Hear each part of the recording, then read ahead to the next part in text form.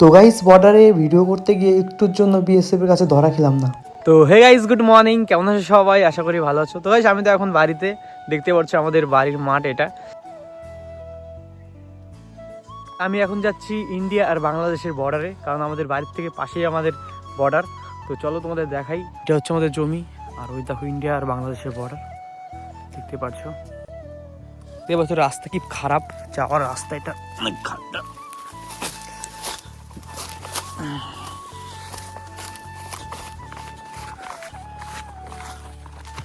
তো আমি বর্ডারে চলে আসলাম। এটা হচ্ছে ইন্ডিয়া আর বাংলাদেশের বর্ডার।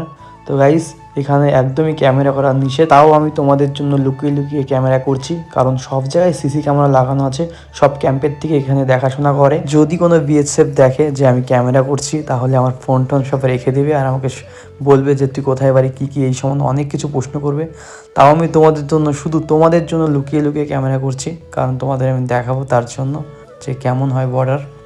তোমাদের আমি বেশি কিছু দেখাতে পারবো না, কারণ যদি বিএসএফ চলে আসে তাহলে আমার অবস্থা খারাপ হয়ে যাবে।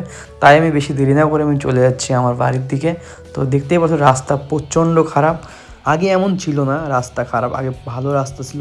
পরবর্তীকালে এখান দিয়ে পুরো জিসিবি দিয়ে মাটি খুঁড়ে ফেলেছে, কারণ আগে আমাদের এদিকে অনেক গরু পাচার বা অন্যান্য ব্যবসা হতো, এর জন্য এখন এইরকম ব্যবস্থা করে দিয়েছে।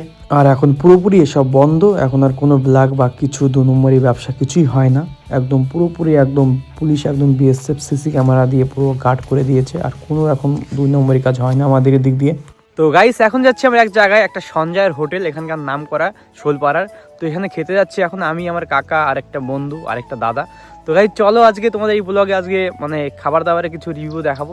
তো বেশি লেট না করে আমরা বেরিয়ে পড়লাম 4 বন্ধু সঞ্জয়ের হোটেলে। তো গাইস এটা হচ্ছে শ্রীপুর একনাম গানের মন্দির, দেখতেই পাচ্ছ মন্দিরটা কত সুন্দর। এখানে অনেক ভিড় হয় একনাম গানের সময়। তো আমরা চলে আসলাম শোলপাড়ার রাস্তায়। এটা হচ্ছে শোলপাড়ার রাস্তা, এই সামনেই শোলপাড়া বাজার, ওখানে হচ্ছে হোটেল। সত্যি বললাম আজকে বাইরে প্রচণ্ড ঠান্ডা, দেখতে পাচ্ছ চুলগুলো কেমন উড়ে যাচ্ছে। তো গাইস শোলপাড়া বাজারে চলে আসলাম, এটা হচ্ছে শোলপাড়া বাজার, আর এই যে এখানেই হোটেল। তো দেখতেই পাচ্ছ আমার বন্ধু হোটেলের সামনে এখন গাড়িটা দাঁড় করাচ্ছে। তো একটা সত্যি কথা বলছি, তোমাদের হোটেল দেখে কারো পছন্দ হবে না। দেখতেই পাচ্ছ এটা হচ্ছে হোটেল, এই হোটেলটার নাম হচ্ছে সঞ্জয় হোটেল। এই হোটেল দেখে কারো পছন্দ হবে না, কিন্তু গাইস এখানকার যে মাটন, যে একবার খাবে তার মুখে লেগে থাকবে। এর জন্য সবাই দূর দূর থেকে এখানে মটন খেতে আসে। তো গাইস দেখতেই পাচ্ছ এখানে নর্মালভাবে খাবার দিচ্ছে। তো এটাই হচ্ছে মাটন এখানকার, কষা একদম। আমরা আগের থেকে ফোন করে দিয়েছিলাম যে আমাদের জন্য 4 প্লেট রেখে দিও। 2 ফুট 2টোর পরে এখানে আর মটন পাবা না, কারণ এখানকার মটন তার আগে শেষ হয়ে যায়। তো বেশি আর দেরি না করে আমি এখন ট্রাই করব যে কেমন হয়েছে আজকের মাটনটা। তো দেখতেই পাচ্ছ আমি একটু সবজি নিয়ে নিলাম। তো আমি এখন একটু ট্রাই করব সবজির তরকারিটা কেমন হয়েছে, তারপরেই আমি একটু ট্রাই করব মাটন দিয়ে, কারণ এখানকার মাটনই হচ্ছে ফেমাস। তো এর জন্য একটু মটন দিয়ে এখন একটু ট্রাই করবো যে কেমন হয়েছে।